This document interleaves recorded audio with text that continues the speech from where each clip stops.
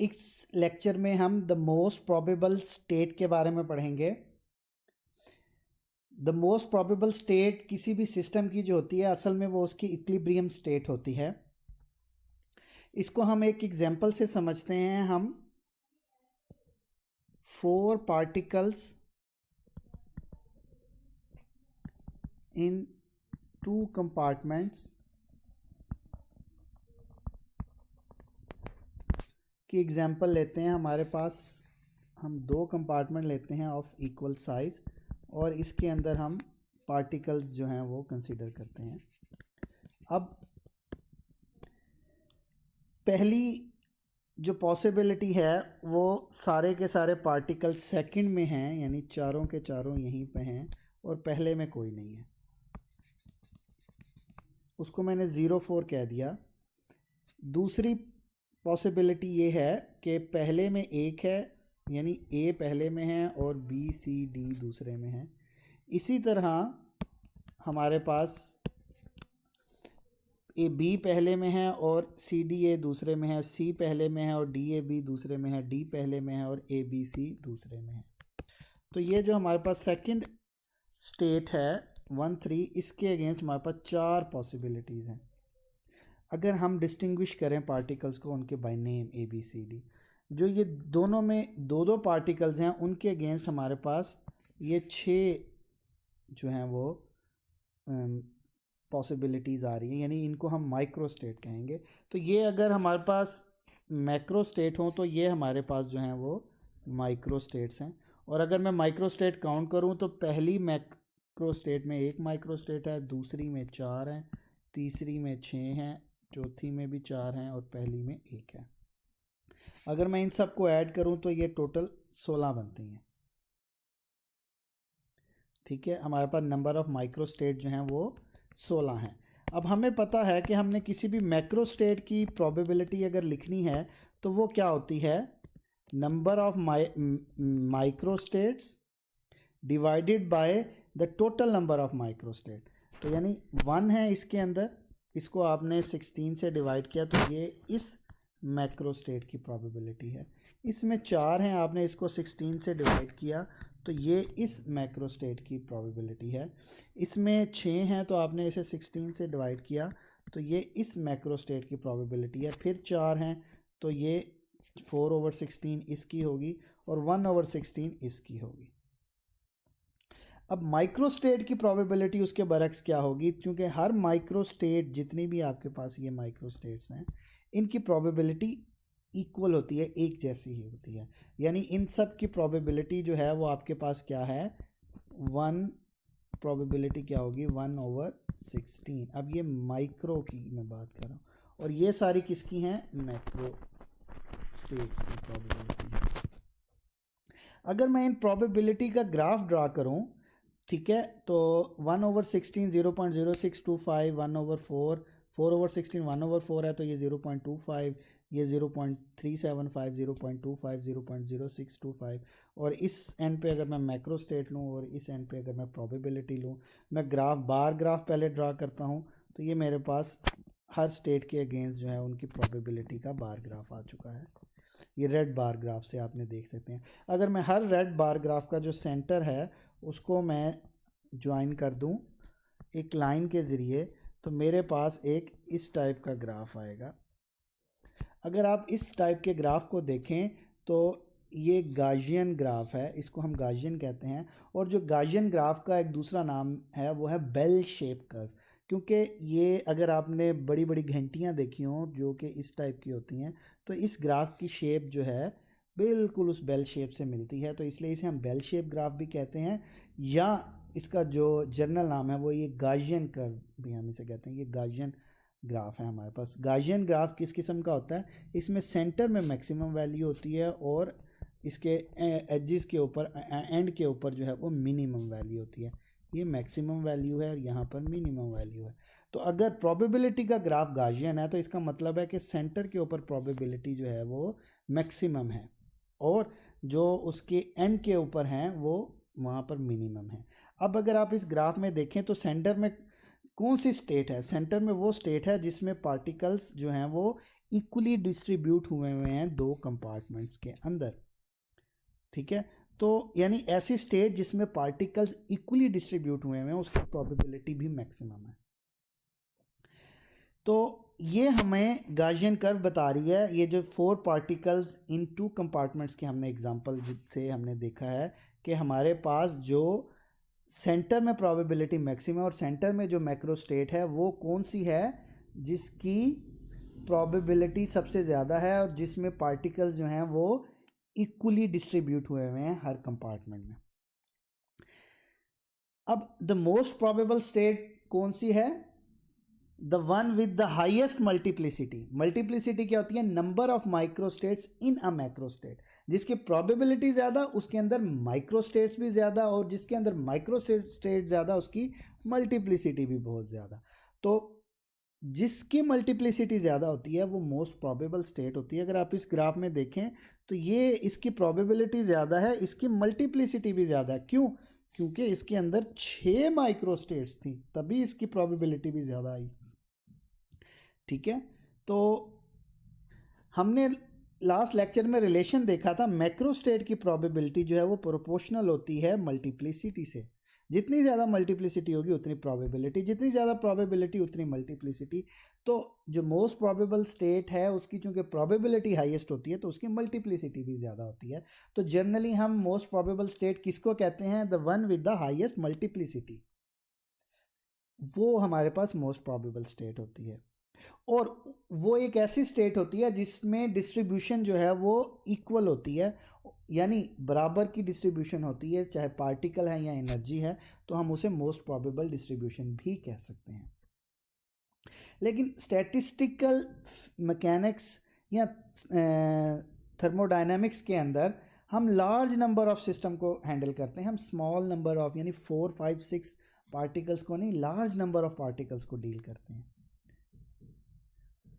तो हम फिर ये एज्यूम करते हैं कि चूंकि जो सेंटर में ऐसी स्टेट जिसमें इक्वल डिस्ट्रीब्यूशन है उसकी प्रोबेबिलिटी मैक्सिमम है, तो हम ये एज्यूम करते हैं कि स्टैटिस्टिकल सिस्टम जो हैं वो उस मोस्ट प्रोबेबल स्टेट में ज़्यादा वक्त गुजारेंगे क्योंकि उनकी प्रोबेबिलिटी ज़्यादा है, उसकी मल्टीप्लिसिटी ज़्यादा है और उसमें इक्वल डिस्ट्रीब्यूशन है। तो इक्वल डिस्ट्रीब्यूशन की वजह से मोस्ट प्रोबेबल स्टेट के अंदर सिस्टम जो है वो अपना ज़्यादातर टाइम गुजारता है, और हम इक्वल डिस्ट्रीब्यूशन है हम उसको इक्विलिब्रियम स्टेट भी कहेंगे, जिसमें एनर्जी या पार्टिकल जो हैं वो इक्वली डिस्ट्रीब्यूट हुए हैं अमंग द डिफरेंट स्टेट्स, या आप कंपार्टमेंट की बात करें तो कंपार्टमेंट्स। इसको हम समझते हैं कि अगर नंबर ऑफ पार्टिकल्स बढ़ाए जाएं तो आपके पास जो गाउसियन कर्व है उस पर क्या फ़र्क पड़ता है। चलें, अगर हमारे पास नंबर ऑफ पार्टिकल्स 4 हैं तो ये देखें आउटर मोस्ट जो ग्राफ है गाउसियन का, ये इस टाइप का आपके पास गाउसियन कर्व आती है। अगर आपने 4 से 10 कर दिए हैं तो ये थोड़ा थिन हो गया है। अब जो ग्राफ है वो ये वाला है, ये देखें ये थोड़ा थिन हो गया है, ठीक है, यानी ग्राफ जो है वो थिन हो चुका है। अगर आप पार्टिकल को 100 कर देंगे तो ग्राफ मज़ीद थिन हो जाएगा, ठीक है। अगर आप मज़ीद 2000 कर देंगे तो मज़ीद थिन हो जाएगा, ठीक है। अब यानी सेंटर पे उस ग्राफ की शेप गाउसियन ही रहेगी, लेकिन पहले वो बहुत स्प्रेड हुआ था, यानी जो उसकी मीन वैल्यू थी, एवरेज वैल्यू जिसे, उससे अगर यहाँ की प्रोबेबिलिटी जो है उसमें डिविएशन बहुत ज़्यादा है। लेकिन जब नंबर ऑफ पार्टिकल्स बढ़ गए तब ग्राफ जो है वो उसमें डिविएशन जो है वो कम हो गई है, उसमें वो थिन हो गया है। तो थिन होने की वजह से अगर ये सेंटर पे मैक्सिमम है एक्स एवरेज, तो यहाँ की प्रोबेबिलिटी और एवरेज सेंटर की जो प्रोबेबिलिटी है उसमें डिविएशन बहुत ज़्यादा नहीं है, इसमें बहुत ज़्यादा है। तो अब आप देखेंगे कि जैसे जैसे आप नंबर ऑफ पार्टिकल्स बढ़ाते जा रहे हैं, आपका जो सिस्टम है उसका जो गाउसियन कर्व है वो पीक होती जा रही है सेंट्रल वैल्यू के ऊपर, यानी द मोस्ट प्रोबेबल स्टेट के ऊपर। बाकी जो दूसरी स्टेट्स हैं उनकी जो प्रोबेबिलिटी है वो डिक्रीज करती जा रही है, और मोस्ट प्रोबेबल स्टेट की प्रोबेबिलिटी उतनी रहेगी या बढ़ना शुरू हो जाएगी। तो ये ग्राफ का थिन जो होना है ये हमें ये बता रहा है। अब अगर हमने किसी मैक्रोस्कोपिक सिस्टम के बिहेवियर को इक्विलिब्रियम में बताना है तो असल में हम उसकी द मोस्ट प्रोबेबल स्टेट को देखेंगे। जो उसकी मोस्ट प्रोबेबल स्टेट की प्रॉपर्टीज़ होंगी वही उसकी इक्विलिब्रियम स्टेट की प्रॉपर्टीज़ होंगी, क्योंकि जिसकी प्रोबेबिलिटी ज़्यादा है सिस्टम उसी में ज़्यादा वक्त गुजारेगा। तो हम इस तरह मोस्ट प्रोबेबल स्टेट की प्रॉपर्टीज़ को जानते हुए हम सिस्टम की इक्विलिब्रियम स्टेट की प्रोबेबिलिटी बता सकते हैं। अब हमने ये देखा है कि जैसे ही नंबर ऑफ पार्टिकल्स बेतहाशा लार्ज होते हैं तो ग्राफ जो है वो शार्पली पीक हो जाएगा। शार्प यानी थिननेस बढ़ जाएगी ग्राफ में, और वो सेंटर वैल्यू के ऊपर जो एवरेज वैल्यू है जिसके लिए प्रोबेबिलिटी आपके पास मैक्सिमम है उसके ऊपर शार्प पीक आएगी और बाकी इर्द गिर्द की प्रोबेबिलिटी बहुत कम हो जाएगी। तो अब हम वैसे तो जर्नल प्रोबेबिलिटीज़ किसी सिस्टम के बारे में हमें एक्यूरेट वैल्यू नहीं देती, वो बताती हैं कि चांस क्या है इस सिस्टम का इस स्टेट में होने का। लेकिन जब नंबर ऑफ पार्टिकल्स बढ़ा दिए तो सिर्फ एक ही स्टेट की प्रोबेबिलिटी मैक्सिमम है, बाकियों की बहुत कम है as compared with the central most probable state probability. तो इसका मतलब है जो द मोस्ट प्रोबेबल स्टेट है अब वो प्रिसाइज या सर्टन स्टेट हो चुकी है। अब देखें, इनडिटर्मिनेसी से डिटर्मिनेसी की तरफ हम लोग आ रहे हैं, यानी चीज़ें पहले इनडिटर्मिन थी और प्रोबेबिलिस्टिक थी, अब वो सर्टन होती जा रही हैं, प्रिसाइज होती जा रही हैं। नंबर ऑफ पार्टिकल्स बढ़ा दिए तो अब हमें पता है कि जो सेंट्रल यानी प्रोबेबिलिटी है, यानी जो सेंट्रल स्टेट है जिसमें इक्वल डिस्ट्रीब्यूशन है जिसको हम इक्विलिब्रियम स्टेट भी कहते हैं उसके ऊपर प्रोबेबिलिटी मैक्सिमम है, उसके लिए मल्टीप्लिसिटी भी मैक्सिमम है। और ये किस वजह से हुआ है? क्योंकि n जो है वो बहुत बड़ा है, उसने इसके अंदर एक तरह से प्रिसीजन और सर्टेनिटी ले आया है मोस्ट प्रोबेबल स्टेट में सिस्टम के वाक़या होने की। अब प्रोबेबिलिटी मैक्सिमम अगर हमने फाइंड आउट करनी है तो प्रोबेबिलिटी मैक्सिमम तब होगी जब सिस्टम के जो पार्टिकल्स हैं वो इक्वली डिस्ट्रीब्यूट होंगे। यानी अगर टोटल n है तो आपके पास टोटल नंबर ऑफ पार्टिकल्स अगर n हैं तो आपके पास आधे जो हैं वो n/2 एक कंपार्टमेंट में होंगे और आधे n/2 जो हैं वो दूसरे कंपार्टमेंट में होंगे एंड सो ऑन। ठीक है, तो इसके ऊपर हम क्या करेंगे, उसका कम्बिनेशन ले लेंगे प्रोबेबिलिटी को और उसे 2n से टोटल नंबर ऑफ माइक्रोस्टेट हम 2 की पावर n बना के कैलकुलेट कर सकते हैं, उससे डिवाइड कर देंगे तो ये प्रोबेबिलिटी आ जाएगी। अब यहाँ पर जहन में रखना है कि ये जो मल्टीप्लिसिटी है ये हम कम्बिनेशन से निकाल सकते हैं। अगर हमें मल्टीप्लिसिटी फाइंड आउट करनी है तो हम जस्ट उसका कम्बिनेशन निकालेंगे तो हमारे पास मल्टीप्लिसिटी आ जाएगी। अब लेकिन स्टैटिक सिस्टम जो होते हैं उसके पार्टिकल जो हैं वो रेस्ट पर रहते हैं ऑल फ्यूचर टाइम्स के लिए, लेकिन जब हम उन्हें किसी भी कंपार्टमेंट में या सेल में प्लेस करें वो वहीं पे साकित रहेंगे, स्टैटिक रहेंगे, मूव नहीं करेंगे अनलेस कि हम एक्सटर्नली उसके ऊपर कोई फैक्टर इन्वॉल्व करें जो उसकी स्टेट को चेंज करें। यानी इसका मतलब है सिस्टम अगर मोस्ट प्रोबेबल स्टेट में है तो वो मोस्ट प्रोबेबल स्टेट में ही रहेगा स्टैटिक सिस्टम हमेशा के लिए, अनलेस कि हम उसे एक्सटर्नली जो है परटर्ब करके उसकी स्टेट को चेंज करने की कोशिश करें। लेकिन डायनामिक सिस्टम में ऐसा नहीं होता। डायनामिक सिस्टम में पार्टिकल स्टेडी स्टेट में होते हैं, वो स्टेशनरी नहीं होते हैं। अगर हम 1 सेंटीमीटर क्यूब के अंदर एयर वॉल्यूम की बात करें तो उसके जो मॉलिक्यूल्स हैं वो 6.6 × 10⁻28 कोलिजन जो है वो 1 सेकंड में करते हैं नॉर्मल एम्बिएंट टेम्परेचर और प्रेशर के ऊपर, और ये एक कोलिजन का जो टाइम है वो इतना स्मॉल बनता है। इसका मतलब है मॉलिक्यूल्स जो हैं उनकी बेतहाशा हाई स्पीड्स हैं। अब अगर हम वही पार्टिकल्स जो हैं वो 2 कंपार्टमेंट में लें तो अगर ये डायनामिक हैं और ये जो कंपार्टमेंट हैं ये एक परमिएबल वॉल से सेपरेट हैं तो पार्टिकल्स की जो है वो कंटिन्यूस मोशन है होगी, जिसकी वजह से उन number of particle her compartment में वो चेंज होते रहें, कभी इसमें ज़्यादा होंगे कभी इसमें ज़्यादा होंगे और ये इधर से क्रॉस करके दूसरे कंपार्टमेंट में भी जा सकते हैं। ठीक है, क्योंकि ये परमिएबल वॉल है, उनकी कंटिन्यूस मोशन है, डायनामिक सिस्टम है, और ये जो मोशन होती है ये और ये कोलिजन जो होता है वो एक दूसरे मॉलिक्यूल के साथ ये बिलियंस में होता है, मिलियंस बिलियंस के अंदर। तो अगर हमने अब मल्टीप्लिसिटी निकालनी है, ठीक है, किसकी, डायनामिक सिस्टम की, तो वो हम कैसे निकालेंगे। अगर हमारे पास कंपार्टमेंट की मिसाल है, दो कंपार्टमेंट हैं, पहले में N1 पार्टिकल हैं, दूसरे में N2 हैं, और ये इक्वल साइज़ के कंपार्टमेंट हैं, ठीक है। ये यहाँ पे आपको शायद लग रहा हो कि ये इक्वल नहीं है, इसको मैं इक्वल बना देता हूँ, अब ये इक्वल है, ठीक है। तो हम उसको उसके कम्बिनेशन में लिख सकते हैं, यानी टोटल पार्टिकल जो हैं वो N1 प्लस N2 हैं, इसको हम कैपिटल N कह सकते हैं। N factorial divided by N1 factorial into N2 factorial, यानी हर कंपार्टमेंट के पार्टिकल से डिवाइड कर दें। अगर आपके पास दो से ज़्यादा कंपार्टमेंट हैं तो आप N1 N2 N3 up to जहाँ तक जाएंगे तो उसे N factorial divided by N1 factorial,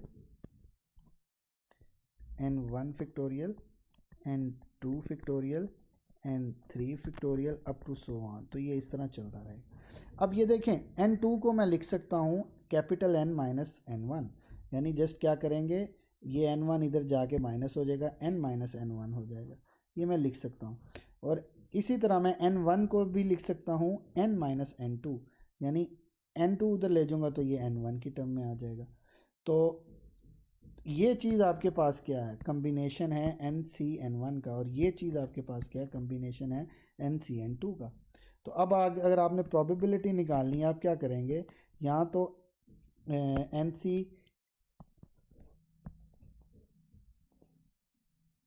NCN1 को डिवाइड कर देंगे 2 की पावर n से, क्योंकि हमारे पास दो कंपार्टमेंट है तो हमने ये 2 की पावर n, और यहाँ आप NCN2 को डिवाइड कर देंगे 2 की पावर n से। इन दोनों में से जो भी कर लें ये उसकी प्रोबेबिलिटी है, ये कैपिटल NCN1 है। तो ये हमारे पास डायनामिक सिस्टम के लिए मोस्ट प्रोबेबल स्टेट की, यानी जिसकी मैक्सिमम प्रोबेबिलिटी है, उसका फार्मूला है, और ये हमारे पास मल्टीप्लिसिटी काउंट करने का फार्मूला है। अब एक डायनामिक सिस्टम जो है वो हमेशा कोशिश करता है कि अगर वो लोअर प्रोबेबिलिटी स्टेट में है तो वो इक्विलिब्रियम स्टेट की तरफ जाए। क्यों? क्योंकि उसकी मैक्सिमम प्रोबेबिलिटी है। सिस्टम हमेशा मैक्सिमम प्रोबेबिलिटी की तरफ मूव करने की कोशिश करता है, और अगर हम इसको डिस्टर्ब भी करें एक्सटर्नल फैक्टर से तो ये दोबारा अपनी इक्विलिब्रियम पोजीशन पर आ जाएगा, क्योंकि उसकी प्रोबेबिलिटी ज़्यादा है। वो कम प्रोबेबिलिटी की स्टेट में नहीं रहेगा सिस्टम, क्योंकि उसके चांसेस ही कम है उसमें रहने के। तो ये हमेशा हाई प्रोबेबिलिटी वाली स्टेट की तरफ मूव करने की कोशिश करेगा। तो यहाँ से हमने इक्विलिब्रियम स्टेट को डिफाइन कर सकते हैं। किसी भी डायनामिक सिस्टम की जिसमें लार्ज नंबर ऑफ पार्टिकल्स होते हैं वो ज़्यादातर मोस्ट प्रोबेबल मैक्रो स्टेट में एग्जिस्ट करता है, हमेशा, क्या, ऑल द टाइम, हर वक्त। क्यों? क्योंकि लार्ज नंबर का मतलब है आपका ग्राफ जो है वो प्रिसाइजली मोस्ट प्रोबेबल स्टेट के ऊपर है, उसी की प्रोबेबिलिटी मैक्सिमम है, बाकियों की प्रोबेबिलिटी बहुत कम है। सिस्टम जिसकी कम प्रोबेबिलिटी है उसमें नहीं रहेगा, वो फ़ौरन क्विकली जंप करके मोस्ट प्रोबेबल स्टेट पे चला जाएगा। तो अब स्मॉल डिविएशन है मोस्ट प्रोबेबल स्टेट से, तो probabilities of state other than the most probable state drop remarkably, बहुत तेज़ी से वो ड्रॉप करेंगी। The most probable state is known as the system's equilibrium state. अब जो मोस्ट प्रोबेबल स्टेट होती है हम उसे इक्विलिब्रियम स्टेट कहते हैं। तो सिस्टम जो है वो हमेशा इक्विलिब्रियम स्टेट को अचीव करने की कोशिश करता है। क्यों? क्योंकि वो सिस्टम लो प्रोबेबिलिटी से हाई प्रोबेबिलिटी की तरफ जाने की कोशिश करता है।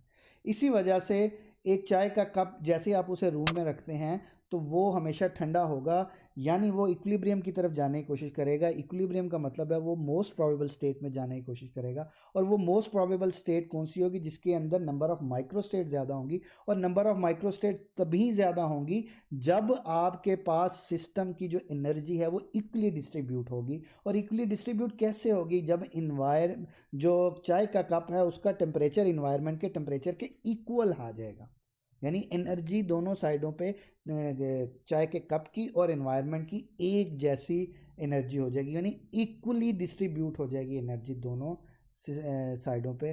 तो फिर आपके पास जो सिस्टम होगा वो द मोस्ट प्रोबेबल स्टेट में होगा, और वही हमारे पास जो है वो इक्विलिब्रियम स्टेट होती है, क्योंकि उसकी मल्टीप्लिसिटी ज़्यादा होती है और उसकी प्रोबेबिलिटी भी ज़्यादा होती है। ये तो था हमारा आज का lecture the most probable state. उम्मीद है आपको समझ आ गई होगी।